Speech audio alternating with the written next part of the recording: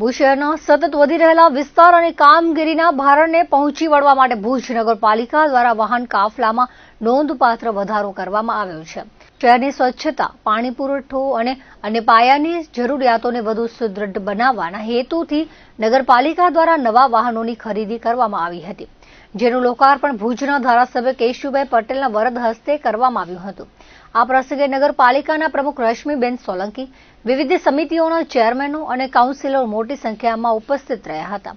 આ કાર્યક્રમ દરમિયાન પ્રતિક્રિયા આપતા ધારાસભ્ય કેશુભાઈ પટેલે જણાવ્યું હતું કે જેમ જેમ શહેરનો વ્યાપ વધી રહ્યો છે તેમ તેમ નગરપાલિકાની કામગીરીમાં પણ વધારો થયો છે. આ વધતી જતી જવાબદારીઓને સમયસર અને ગુણવત્તાયુક્ત રીતે પૂર્ણ કરવા માટે આધુનિક સાધનો અને સુવિધાઓ અત્યંત અનિવાર્ય છે. નગરપાલિકાના કાફલામાં 2 નવા ટ્રેક્ટર, 6 મિની ટેમ્પો અને 1 જેસીબી મશીનનો સમાવેશ કરવામાં આવ્યો છે.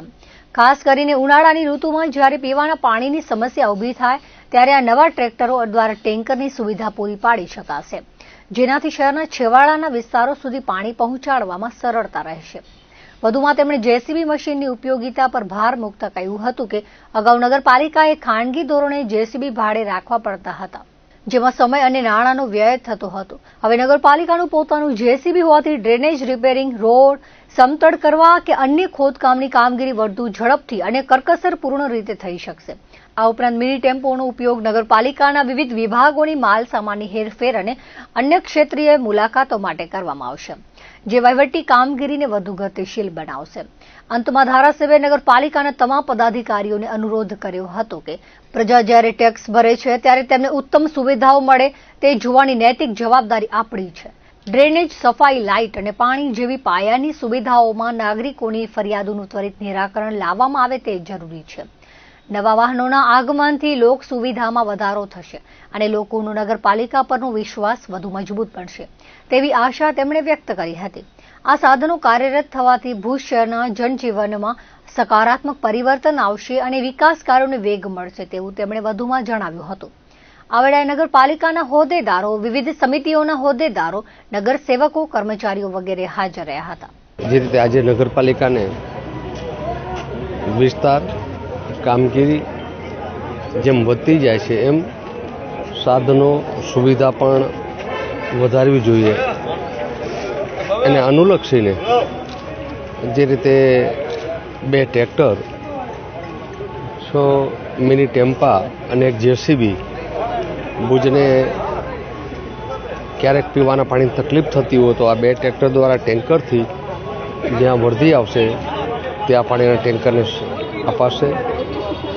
આ જે મિની ટેમ્પા છે એ નગરપાલિકાના વિવિધ વિભાગને સુવિધાસભર માલ સામાન લઈ જવો હોય, ક્યાંય વિઝિટ લેવી હોય તો એનો ઉપયોગ થશે. જેસીબી છે તો પહેલાં નગરપાલિકા ભાડેથી કામ કરાવતી હોય અને સ્વાભાવિક છે કે ભાડામાં કેટલા કલાક ચાલ્યું, કેટલું ભાડું થયું, કેટલું કામ થયું એનો હિસાબ નહીં રહેતો હોય. એટલે નગરપાલિકાએ પોતાનું એક જેસીબી પણ વસાવ્યું, જેથી કરીને ક્યાંક રોડને સમતળ કરવો હોય, ક્યાંક ખાડા ખોદવું હોય, ડ્રેનેજને રિપેર કરવી હોય, એના માટે આ જે સાધનો છે એ નગરપાલિકાને લોકોના સુખાકારી માટે ઉપયોગી ઘણા પ્રમાણમાં થશે.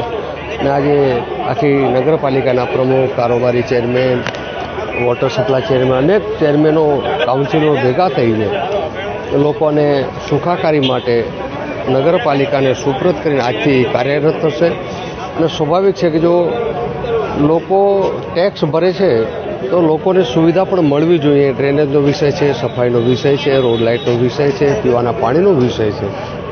સતત અમારે આગળ એવું રહેતું હોય કે લોકોની ફરિયાદ આવે, યંત્ર છે પાણીની કે ડ્રેનેજની કે સમસ્યા આવવાની છે, પણ સમસ્યા આવ્યા પછીનો ત્વરિત નિર્ણય, નિકાલ થાય અને લોકોને જ્યાં તકલીફ છે એ તકલીફ તાત્કાલિક દૂર થાય. આવી હું આખી નગરપાલિકાના પ્રમુખ કરી, ઉપપ્રમુખ, ચેરમેનો, વિવિધ કાઉન્સિલરનું અપીલ કરીશ કે લોકોએ જે તમારા ઉપર ભરોસો મૂક્યો છે, આપણા ઉપર ભરોસો મૂક્યો છે, એ ભરોસો દિન પ્રતિદિન સાર્થક થાય, લોકોનો ભરોસો વધે અને અપેક્ષા મુજબ કામ થાય. હવે હું સૌને એક વિનંતી સાથે અપીલ કરું છું.